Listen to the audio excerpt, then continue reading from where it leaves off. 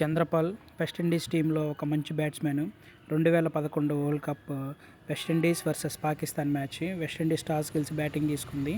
ఆ రోజు చంద్రపాల్ బ్యాటింగ్ చేసిన వాళ్ళందరూ చంద్రపాల్ అనరు, చంద్రవాల్ అంటారు. ఎందుకంటే టాస్ గెలిచి బ్యాటింగ్ తీసుకున్న తర్వాత వెస్టిండీస్ పాకిస్తాన్ బౌలర్లని అంతగా ఎదుర్కోలేకపోయింది.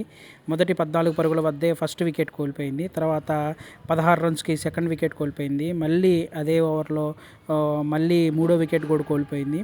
తర్వాత 58 పరుగుల వద్ద 4గో వికెట్ కోల్పోయింది. తర్వాత 69కి 5 వికెట్లు, 69కి మళ్ళీ 6 వికెట్ కూడా పడిపోయింది.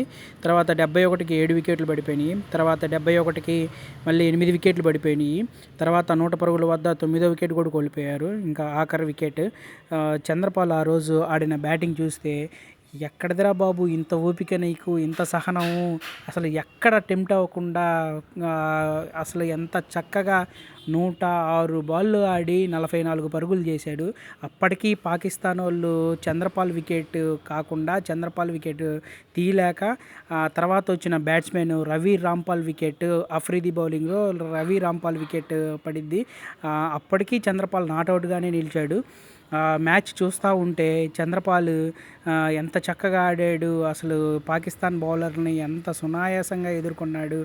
అరే అది ఓడిఐరా బాబు, టెస్ట్ మ్యాచ్ కాదురా బాబు అన్నట్టు అనిపించింది. అయితే మ్యాచ్ ఎంతో ఓపికతో చూసిన వాళ్ళకు మాత్రం 90 కిడ్స్ అంటే ఆ విధంగా ఉంటారండి. 90 కిడ్స్కి ఇంత ఓపిక ఉంటుంది.